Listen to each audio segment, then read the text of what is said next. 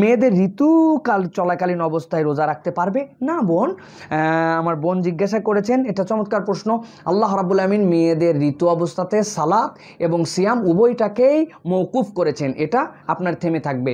সালাত তো চিরস্থায়ী আপনার জন্য মাফ, আর যে কয়টা দিন আপনার জন্য রোজা নষ্ট হয়েছে আপনি রমাদানের পরে এই সময় আপনি সিয়াম পালন করে ফেলবেন।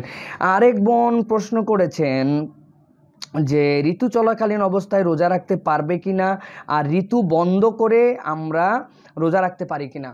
ওলামায়ে কেরামের এক্ষেত্রে মতামত যে ঋতুর যে আমাদের রজস্রাব যেটা মেয়েদের মাসিক, এটা আল্লাহর পক্ষ থেকে একটা স্বাভাবিকতা, সুতরাং এই সময়টাতে আমাদের না বন্ধ রেখে আমাদের জন্য স্বাভাবিকভাবে আমাদের সিয়ামগুলোকে ছেড়ে দিয়ে পরবর্তীতে আদায় করা। তবে কেউ যদি আহসানুল ফতুয়ার মধ্যে এটা আসছে, শায়েখ ওসাইমিন রহমতুল্লাহ বিন বাজ রহমতুল্লাহর কাছে এই কথা জিজ্ঞাসা করা হয়েছে, তিনি বলেছেন কেউ যদি কোনো ঔষধ গ্রহণ করে ঋতু বন্ধ রেখে যদি রোজা পালন করে তার রোজা আদায় হয়ে যাবে, এতে কোনো আপত্তি নাই।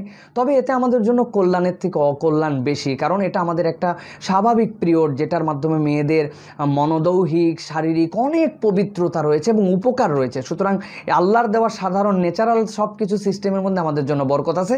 তবে কেউ ঔষধ খেয়ে যদি রজস্রাব বন্ধ রাখেন এবং এই পর্যায়ে যদি সিয়াম পালন করেন তাহলে তার সিয়াম আদায় হয়ে যাবে।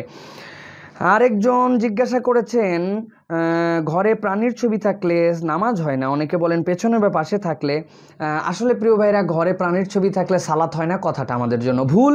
প্রাণীর ছবি আল্লাহ রাসূল সাল্লাল্লাহু আলাইহি ওয়াসাল্লাম রাখতে নিষেধ করেছেন, এটা আমরা রাখবো না, এটা রাখা কারাহাত, এটা ইমানদারদের চরিত্র হতে পারে না, এখান থেকে বেরিয়ে থাকবো। কিন্তু আমি যদি এমন একটা ঘর যেখানে আমি সালাত আদায় করে ফেলেছি সেখানে কোনো ছবি আছে, আমার যে নামাজ আদায় হয় নাই এরকম কোনো কিছু নাই। কারণ নামাজ ভঙ্গের যে সকল কারণ আছে ওই ভঙ্গের কোনো কারণের মধ্যে লেখা নাই যে ডান বামে যদি কোনো ছবি থেকে যায় আপনার নামাজ ভঙ্গ হয়ে যাবে, এরকম নয়। বরং এটা একজন মুসলিমের বিধান হিসাবে আমরা এটা রাখবো না, এটা রেখে আমরা সালাত আদায় করবো না, এটাই হচ্ছে সত্য কথা।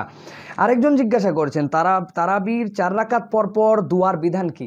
জি ভাই, আমরা যে তারাবির 4 রাকাত পরপর ইস্তেরাহাতের জন্য বসি, আরাম করি, এই ক্ষেত্রে আমরা যে দোয়া পড়ি এরকম কোনো দোয়া কোরআন সুন্নাতে অথবা সাহাবীদের থেকে আমাদের কাছে নাই। অনেকের কাছে আমি বলতে শুনেছি আপনি তারাবিতে আল্লাহ মাফ করেন, অনেকের কাছে না, 2-1 বন্ধু বান্ধব লেভেলের মজা করেই হয়তো তারা বলেছিলেন আপনি তারাবি পড়েন না কেন? বলে তারাবির 4 রাকাতের পরে একটা দোয়া আছে, এই দোয়াটা আমার এখনো শেখা হয় না জন্য আমি তারাবি পড়িনি। চিন্তা করেন আপনি, তাহলে আমরা একটা জিনিস যেটা সুন্নাতে নাই, যেটা শরীয়তে ইসলামে নাই, সেরকম একটা বিষয়কে আমরা আবার বিধিবিধানের মধ্যে নিয়ে আসছি। এটা